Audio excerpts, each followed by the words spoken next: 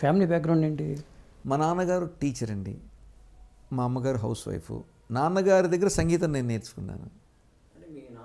నాన్న గురువు గారు, విద్వాంసులు, నాన్నగారు గొప్ప సంగీత విద్వాంసులు. ఆయన ఓగేటి లక్ష్మీ నరసింహ శాస్త్రి గారు ఆయన పేరు. ఆయన పెట్టిన భిక్ష ఇదంతా. ఆయన అందరికీ ఉచితంగా సంగీతం నేర్పడం ఆయనకి ఇష్టం. ఆయన సంగీతం నేర్పుతుంటే నేను దూరంగా ఉండి వింటూ ఉండేవాడిని. ఆయనకు ఇంకోటి ఉంది, ఎవరికైనా చెప్తున్నప్పుడు పక్కనకి వెళ్ళి కూర్చుంటే కొడతారు ఆయన. కాన్సన్ట్రేషన్ పోతుందట. శిష్యులకు ఆయన చెప్తున్నప్పుడు ఎవరు ఉండకూడదు. చూడండి సిద్ధాంతాలు చూడండి. మనం పక్కన కూర్చొని కదిలిస్తుంటే వాడు చూపట్టి పడుతుంది కదా, మనకు పని లేక వాళ్ళని కూడా చెడగొట్టేస్తాం అనమాట. అందుకని దూరంగా ఉండి వినేవాడిని. నాకు చెప్తున్నప్పుడే నేను ఎదురు కూర్చోవాలి, ఇంకోళ్ళు చెప్తున్నప్పుడు కూర్చోకూడదు. సిద్ధాంత పద్ధతులు అవన్నీ. ఎంతమంది మీరు అన్నదమ్ములు, అక్క చెల్లెళ్ళు? 2 అన్నదమ్ములు, 3 అక్క చెల్లెళ్ళండి. మా అన్నయ్య గారు ఓగేటి వెంకటమారుతి రామకృష్ణ, గుంటూరులో ఉంటారు ఆయన. తహసీల్దార్గా రిటైర్ అయినారు. ఒక 2 ఏళ్ళు అయింది రిటైర్ అయ్యి. 3 చెల్లెళ్ళు. ప్రస్తుతానికి 3 చెల్లెళ్ళు, 2 ఇక్కడ హైదరాబాద్లో ఉన్నారు, 2వ చెల్లెలు గుంటూరులో ఉంది. ఓకే, వాళ్ళకి ఏమైనా ఈ సంగీత పరిజ్ఞానం ఉందండి? ఆయన అందరికీ చెప్పారు. ఆయన విజయదశమి రోజు మొదలు పెడతారు. నా బ్యాడ్ ఏంటంటే విజయదశమికి ఇంట్లో హార్మోని పెట్టలేదు. విజయదశమి దాటితే మళ్ళీ సంవత్సరం ఆగాలి, మనకు పిచ్చి. అది ఎక్కడో పొరుగురులో ఉంటే నేను ఆ ఊరు వెళ్ళి నెత్తిన పెట్టుకుని హార్మోని పెట్టి తెచ్చుకున్నా. చెప్పరేమో, మళ్ళీ మిస్ అయితే ఇంతే సంగతులు కదా. ఈయనేమో దానకర్ణులాగా ఎవరు అడిగితే ఇస్తూ ఉంటారు. ఆయన హార్మోని ఎవరిని అడిగితే ఎత్తుకెళ్ళమనేవాడు ఆయన. హార్మోనిని తీసుకెళ్ళేవాళ్ళు, మళ్ళీ తేరు. నాన్న ఇక్కడ తేకుండా ఉంటారు, నా అంతటి నేను వెళ్ళి వాళ్ళని అడిగి హార్మోని పెట్టి తీసుకొచ్చుకున్నా. అప్పుడు ఆయన విజయదశమి రోజు మొదలుపెట్టారు. ఎడ్యుకేషన్ ఎక్కడ దాకా వచ్చింది మీది? గుంటూరులో రావెల్లో మా ఊర్లో 10వ తరగతి వరకు చదువుకున్నాను. ఇంటరు బీకామ్ వచ్చేసాక గుంటూరు హిందూ కాలేజ్ అండి, గుంటూరు హిందూ కాలేజీ. తర్వాత డిగ్రీ అయిపోయిన తర్వాత నాన్న లా చదువుతా నాన్న అన్నాను. సరే చదవరా నీకెందుకు అన్నారు. లా చదివాను, సిఆర్ రెడ్డి కాలేజ్ ఏలూరు. లా అయిపోయిన తర్వాత గుంటూరు వచ్చి ప్రాక్టీస్ చేశాను ఒక 6 సంవత్సరాలు ఏమో. లాయర్గా ప్రాక్టీస్ చేసి మళ్ళీ ఇటు వచ్చారు. లాయర్గా ప్రాక్టీస్ చేశాను. కానీ మనసు ప్రతిరోజు ఉదయమేం కోర్టు, సాయంత్రం సంగీతం బాతా. కానీ సాయంత్రం ఇక మనసు ఆగదు. హార్మోని పెట్టి తీయటం, నాటకాలుగా పద్యాలు వాయించడం.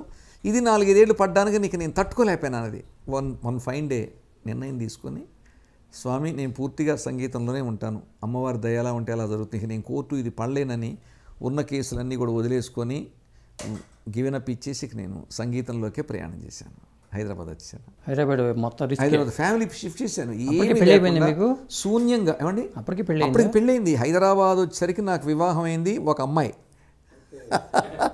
పెద్ద అమ్మాయిని తీసుకొని హైదరాబాద్ వచ్చాను నేను. రిస్క్ చేస్తున్నాను అనిపించలేదా? భలే ప్రశ్న వేశారు. దానికి మటుకు ఒక ప్రశ్న ఒకటి నేను అనుకున్నా, ఏంటంటే రిస్క్ చేస్తున్నాను అనిపించకుండా, అమ్మ నిన్ను నమ్ముకొని తినే తిండిని వదిలేసుకొని వస్తున్నా, నీకు నాకు అనుగ్రహించకపోతే నన్ను పస్తుంచు, నా భార్యని బిడ్డను మటుకు పస్తుంచొద్దు తల్లి, నేను అన్నీ వదిలేసుకొని వస్తున్నా.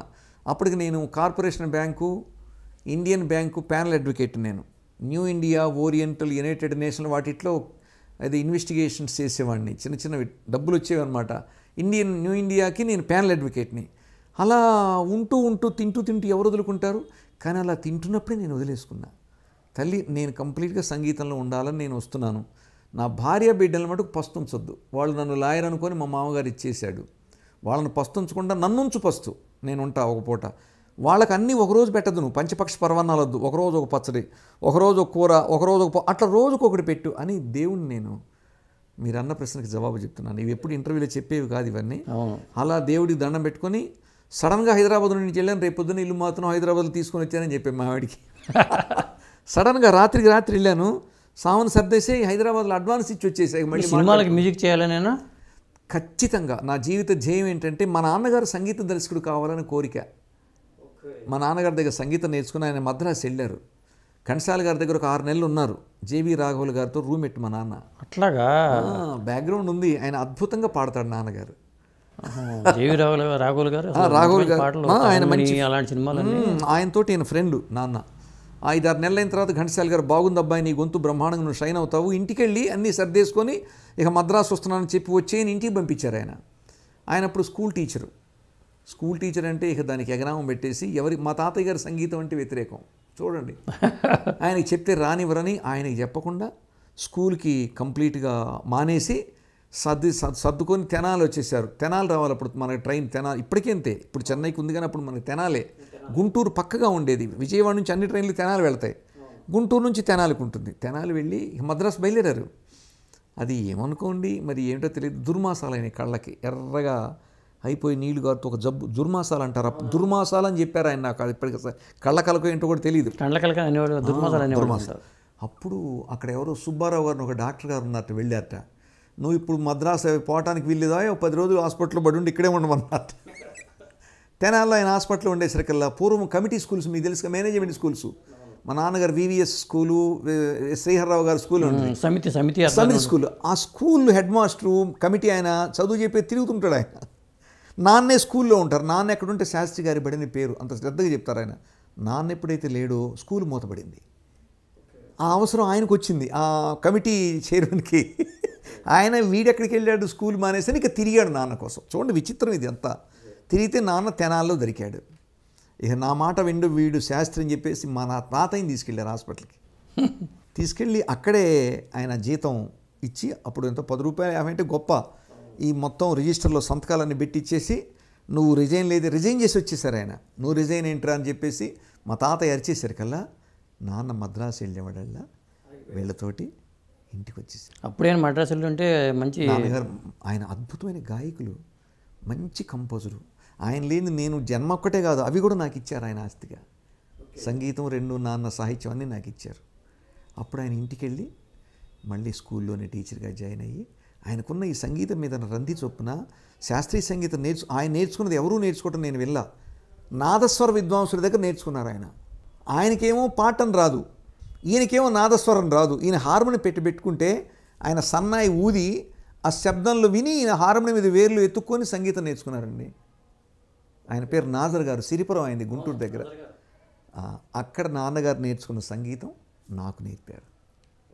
అలా ఆయన పట్టుదలతోటి, ఆయన కోరిక ఏంటంటే సినిమా సంగీత దర్శకుడిని కాలేదని లోపల మనసులో ఉంది ఆయనకి. మరి మీరు వస్తున్నప్పుడు మిమ్మల్ని ఎంకరేజ్ చేశారా? బ్రహ్మాండంగా. అసలు నా జీవితంలో ఇంత ఫ్లరిష్ కావడానికి మా ఊరే కారణం. మా ఊర్లో ఆయన భజనలు, మీరు భక్తి సంగీతం అన్నారు కదా, భజనలు చేస్తారు నాన్నగారు. హార్మోనియం వాయిస్తూ చేస్తుంటే నేను తబలా వాయిస్తుండేవాడిని, తబలా కూడా వాయిస్తాను నేను. నాకు ఒకే ఒక్క ప్రశ్న మనసులో ఏముండేదంటే, ఎవరు భజన చేసినా అందరూ కబుర్లు చెప్పుకునేవాళ్ళు, ఆడవాళ్ళు అందరూ. నాన్న చెప్తుంటే పిన్ డ్రాప్ సైలెంట్, ఎవ్వరూ మాట్లాడరు, అలా కూర్చొని నిశ్శబ్దంగా పాడుతూ ఉంటారు. ఏంటి ఈయన వస్తే వీళ్ళందరూ శ్రద్ధగా వింటారు. మీరు ఇందాక ఒక మాట అన్నారు, మెడిటేషన్లో కూడా నేను పెట్టుకుంటానని. నాకు ఒక్కసారిగా ఒళ్ళు జలధరించింది. మెడిటేషన్ కూడా మీ పాట పెట్టుకొని వింటానండి అన్నారు మీరు. మెడిటేషన్లో పాట వింటే ఏకాగ్రత మీకు ఆ సంగీతం వల్ల కలిగింది. అది కారణం మా నాన్న. సంగీతంలో నాకేదైనా ఉందంటే ఆయన చెప్తుంటే ఒళ్ళు మర్చిపోయి అందరూ కళ్ళు మూసుకొని పాడుతుండేవాళ్ళు. నేను ఒక్కడనే కళ్ళు తెరిచి అందరిని చూసేవాడిని. ఏంటి వీళ్ళు కళ్ళు మూసుకున్నారు, నాన్న కళ్ళు మూసుకొని వాయిస్తాడేంటి, ఆయన ఏది వాయించినా కళ్ళు తెరవడు అసలు. నేను ఒక్కడనే కళ్ళు తెరిచి అందరిని చూసేవాడిని. అప్పుడు ఏదో ఉంది శక్తిలో. పైపెచ్చు నాన్నగారు మొదలు పెడితే గంటలు గంటలు చెప్తారు, 10 నిమిషాలు 5 నిమిషాలు కాదు. హరే రామ అనే నామం మొదలుపెట్టి చెప్తే 3 గంటలు 2 గంటలు తెల్లవారుజామున వస్తే తెల్లవారేదాకా చెప్పేవారు. తర్వాత కొన్నేళ్ల తర్వాత నాన్న దగ్గర అద్భుతమైన శక్తి ఉన్నది. ఆ సంగీత సరస్వతి నాన్నకి ఏదో గొప్ప శక్తి ఇచ్చింది. ఆ శక్తి వస్తే ఎంత బాగుంటుంది మనకి. మంది కూడా శ్రద్ధగా వింటారు కదా, మందు కూడా ఎవరికైనా అందరికి వస్తుంది కదా అని కంపోజర్ని కావాలనే కోరిక నా చిన్నప్పుడు. ఏ వయసు అది? 11 సంవత్సరాలప్పుడు కోరిక. సంగీతం అంటే నాకు వేరే ఉండేది కాదు. పల్లెటూళ్ళలో మనం పాలు తెచ్చుకుంటాం, గుర్తుందా మీకు? చెంబు తీసుకెళ్ళి పాలు పోయించుకొని రావాలి. ఆ పాలు పోయించుకొని వెళ్ళినప్పుడు పిండుతుంటారు, మనం కూర్చోగానే పంతులు గారు అబ్బాయి అని చెప్పేసి వాళ్ళు గౌరవించి కబుర్లు చెప్తుండేవాళ్ళు. పాలు పిండంగానే ఆ గ్లాసే అప్పుడు గిద్ద సోలా లెక్క, గిద్ద అరగిద్ద, 2 గిద్దలు సోల మానిక, అర సోల అంటే 2 గిద్దలు మనకు పోసి ఇదంతా ఒక అరగంట టైం పట్టేది. ఈ అరగంట 30 టైంలో గుళ్ళో పాటలు వినపడుతుండేవి. హే కృష్ణ ఆయన పాట ఘంటసాలకి వస్తుంటే, అప్పుడు నా కోరిక ఏంటంటే ఎప్పుడైనా జీవితంలో నేను కూడా అలా సంగీతం చేస్తాను, మంచి పాటలు, నా పాటలు మా ఊరు గుళ్ళో ఎప్పుడైనా పెట్టుకుంటారా. ఇది 11వ ఏడు వచ్చిన